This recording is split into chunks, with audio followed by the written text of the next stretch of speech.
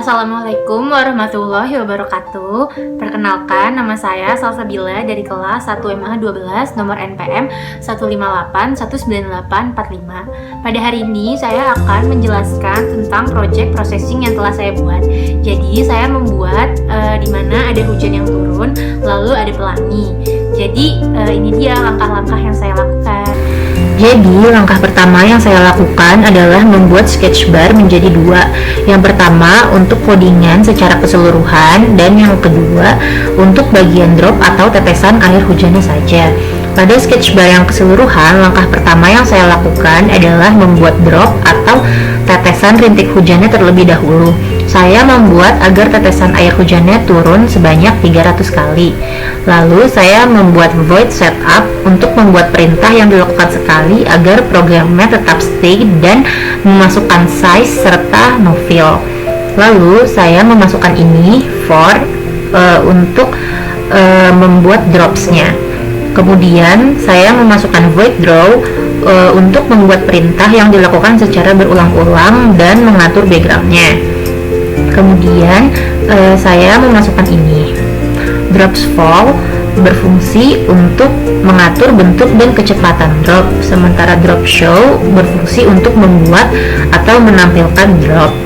Selanjutnya saya akan membuat pelangi.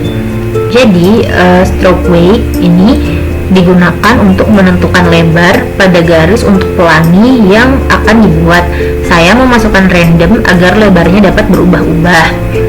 Lalu stroke yang kedua ini digunakan untuk membuat garis dan posisinya serta mengatur warna pelangi agar menjadi random namun tetap dalam pilihan warna-warna yang soft. Lalu float rainbow size digunakan untuk memberi variabel dan nilai pada variabel di pelangi. Yang terakhir, ellipse digunakan untuk membuat objek ellipse yang berbentuk pelangi sesuai dengan ukuran yang telah ditentukan. Lalu saya pindah ke sketch bar yang kedua. Nah, yang pertama saya ini mengerjakan class drop. Jadi class drop ini digunakan untuk membuat objek drop terlebih dahulu dan membuat array dari objek-objek tersebut. Yang pertama ada float x dan float y. Dia ini fungsinya untuk mengatur posisi drop. Lalu float z digunakan untuk menentukan posisi drop menjadi jauh atau dekat. Float length digunakan untuk menentukan panjang drop, dan float y speed digunakan untuk menentukan kecepatan jatuhnya drop. Kemudian saya membuat drop yang kedua. Jadi drop yang kedua ini berfungsi untuk mengatur tampilan dari drop di layar dan menentukan jauh atau dekatnya. Jadi dekat di sini itu maksudnya lebih dekat ke layar, yaitu semakin tinggi nilai Z maka semakin dekat dropnya ke layar. Nah, jadi X sama dengan random ini digunakan untuk mengatur posisi X menjadi random dan mengatur lebarnya di sepanjang layar. Lalu Y sama dengan random digunakan untuk mengatur posisi Y agar random dan memberikan efek realistis pada drop di layar. Lalu Z sama dengan random digunakan untuk memberikan tampilan efek tetes yang lebih jauh dan lebih dekat. Length sama dengan map digunakan untuk mengatur Z menjadi dekat agar drop terlihat lebih panjang, dan Y speed digunakan untuk mengatur Z menjadi lebih dekat agar dropnya turun lebih cepat. Nah, selanjutnya saya memasukkan void fall. Jadi void fall ini berfungsi untuk menentukan kecepatan dan bentuk dari drop tersebut.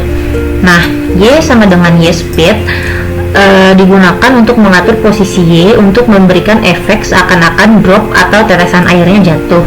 Lalu float graph sama dengan map digunakan untuk mengatur Z menjadi lebih dekat agar dropnya mendapatkan efek gravitasi yang lebih. Lalu Y speed sama dengan Y speed plus graph digunakan untuk mengatur agar kecepatan ketika gravitasi bekerja pada dropnya meningkat. Nah, selanjutnya saya juga memasukkan ini. Jadi ini itu fungsinya untuk mengatur drop ke tempat semula setelah jatuh ke paling bawah dan menghilang dari layar agar kembali jatuh dari atas ke bawah.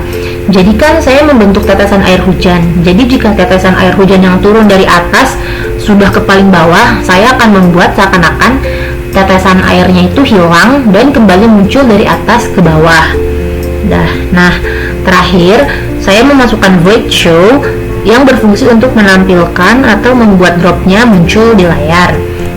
Nah, float tick ini berfungsi untuk mengatur Z menjadi lebih dekat agar drop yang muncul terlihat lebih tebal. Lalu stroke wake ini berfungsi untuk mengatur ukuran dropnya agar tetesan atau dropnya itu terlihat thick gitu. Terus stroke ini yang ketiga berfungsi untuk mengatur agar tetesan air hujan yang turun menjadi warna ungu. Dan yang terakhir line berfungsi untuk menggambarkan garis pada projectnya. Dan ini dia hasil project yang telah saya buat.